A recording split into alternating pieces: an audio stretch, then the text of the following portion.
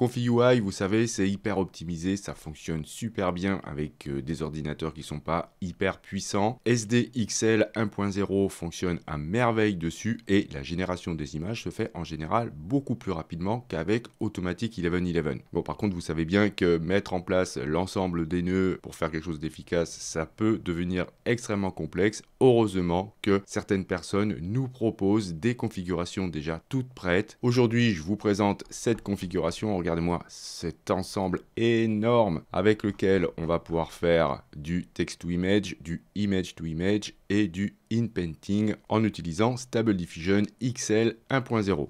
Alors, comment faire pour l'installer? Vous allez vous rendre dans le lien que je vous mets dans la description. Ça vous amènera ici. Là, vous avez beaucoup de choses à voir, notamment comment faire pour l'installer. Donc, vous allez descendre un petit peu. Vous allez ici trouver Installing and Updating. Et vous avez plusieurs façons pour l'installer. La première façon, c'est de saisir cette ligne de commande. Vous la copiez.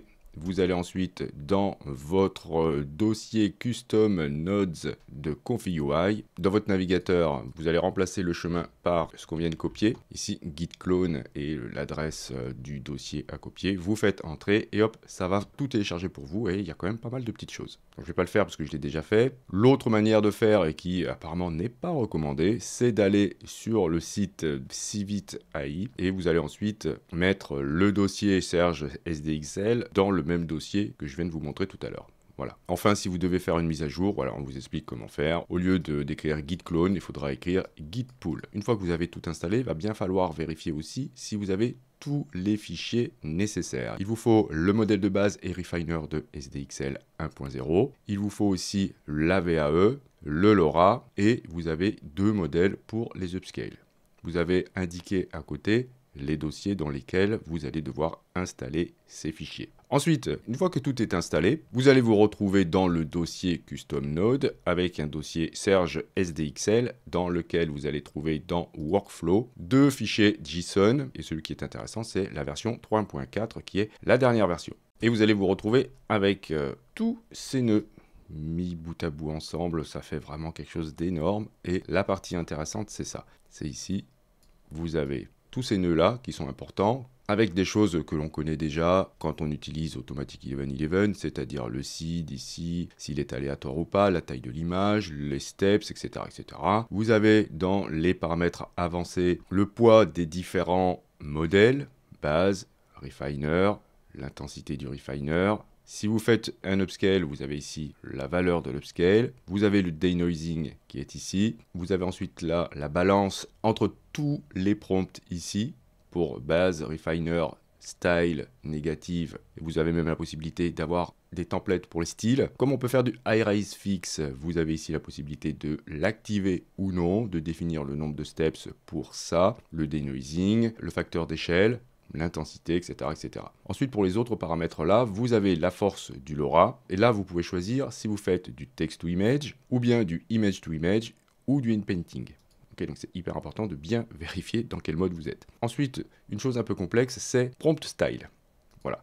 Pourquoi? Parce que là, vous avez donc plusieurs zones de saisie pour le prompt principal, le prompt secondaire, pour le style, pour le prompt négatif et le style des prompts négatifs. Donc ça fait beaucoup d'interactions possibles entre tous ces prompts et vous allez définir les interactions entre ces prompts ici. Alors, pour savoir ce que ça fait exactement, eh bien, dans le site que je vous ai indiqué, vous allez vous rendre tout à la fin, vous avez l'explication des interactions entre les différents modes de prompt. Simple, ça utilise uniquement le prompt positif ici en vert et négatif, ça ne prend pas en compte les autres prompts. Vous avez ensuite trois prompts G plus L moins N, ça va prendre en considération le prompt principal plus le prompt secondaire et le prompt négatif. Après, vous avez Subject Focus qui prend en considération d'une manière plus importante le prompt principal et secondaire, mais moins le style. Ensuite, vous avez l'inverse, c'est le style qui est plus important que les deux prompts positifs. Et je ne vais pas vous faire les autres, mais vous avez encore d'autres interactions possibles. Donc il y a beaucoup d'interactions possibles. Et en fonction de ce que vous allez choisir, vous n'aurez absolument pas les mêmes résultats. Donc faites très attention ici et surtout expérimentez avec le prompt style. Vous voyez, vous avez toute cette liste-là.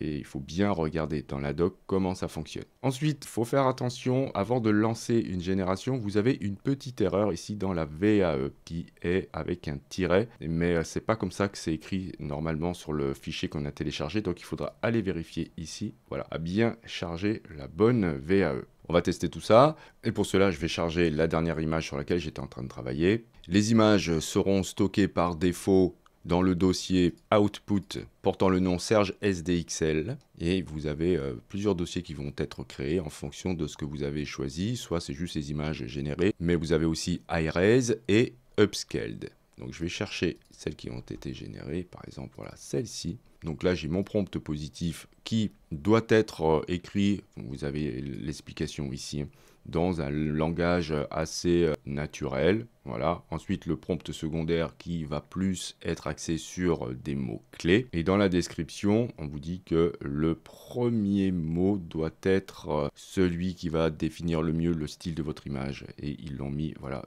écrit comme ça. Le prompt négatif, bah, c'est ce que vous ne souhaitez pas avoir dans l'image. Et dans le style négatif, voilà, c'est le style que vous ne souhaitez pas voir dans l'image. Donc une fois que vous avez tout rentré, vous vérifiez bien là où vous souhaitez sortir. Donc vous regardez, ça se passe ici. Donc vous pouvez sauvegarder l'image et on vous indique où est le dossier dans lequel vous allez enregistrer l'image. Vous avez le choix entre Output Folder ou Input Folder. Input Folder, c'est utile si vous souhaitez ensuite faire du Image to Image ou du In-Painting. Donc c'est pas très grave, de toute façon vous pouvez faire glisser les images directement dans les deux. Donc là ce que je vais faire un rendu simple sans activer le iRes fixe. Je vais laisser le LoRa à 0.5. Je vais me mettre ici en 3 prompts. Voilà, comme ça je vais prendre en considération les deux prompts positifs et le prompt négatif. Et je clique sur QPrompt. Lorsque vous lancez la première fois une génération, c'est un petit peu long car vous allez devoir charger tous les modèles, notamment le modèle de base et le refiner, et ça prend pas mal de temps ça. Donc voilà, mon image a été générée. Ok. Je peux m'amuser maintenant à faire du image to image. Comment faire? Eh bien, je vais faire glisser l'image ici. Ou alors, je peux cliquer ici pour aller la télécharger. Voilà, donc elle est là. OK. Et je vais changer maintenant le prompt. Donc je vais dire maintenant que c'est une femme qui marche dans les rues de New York la nuit, par exemple. Et je vais bien faire attention à modifier la valeur du denoise. Ici, je vais mettre quelque chose d'assez fort. Voilà, je vais mettre 0.7. Vérifiez bien que vous êtes ici en Image to Image dans Opération Mode. Et vous pouvez lancer la génération. Ok, j'obtiens ce résultat. Je vais maintenant m'amuser à faire du iRes fixe. Je vais l'activer. Donc ici, il faut bien le mettre en Enable. Et je vais relancer une génération. Alors ça va prendre forcément un petit peu plus de temps puisque là on va faire un agrandissement qui par défaut est mis à 1,5 fois la taille d'origine. Je vous montrerai ensuite comment faire du upscaling avant de vous montrer comment on peut faire du in-painting. Alors voici le résultat pour le iRes fixe et je vais vous montrer maintenant comment activer le upscale. Donc il va falloir aller vous rendre ici, donc tout à la fin du bloc principal, et là vous allez relier les deux nœuds ici, ok. Et lorsque vous allez générer maintenant l'image, vous allez avoir un upscale qui est réglé par défaut en x2, ça se règle ici, donc upscale résolution factor x2, et vous allez forcément avoir besoin d'un peu plus de temps pour générer ce rendu. Donc je vais vous montrer le résultat, ensuite je vous montre comment faire du in-painting. Voici un résultat en x2, donc avec l'upscale. Donc ouais, c'est plutôt intéressant. Je vais vous montrer maintenant comment faire du in-painting. Vous devez activer ici, bien sûr, in-painting. Il faut faire hyper attention à avoir la même image source ici que celle que vous avez dans in-painting. Donc je vais aller choisir l'image qui m'intéresse. Donc par exemple celle-ci, je vais mettre la même là. Et ensuite, pour aller masquer la partie à peindre, vous faites un clic droit, vous choisissez ici Open in Mask Editor. Vous allez choisir la taille de votre pinceau, peindre ce qui vous intéresse, valider en cliquant sur Save to Node, modifier le prompt si besoin, vérifier encore une fois que vous êtes bien dans in-painting et vérifier aussi la valeur du denoise. Si vous ne souhaitez pas faire en même temps un upscale, vous allez ici cliquer sur le petit rond et ensuite sur Delete.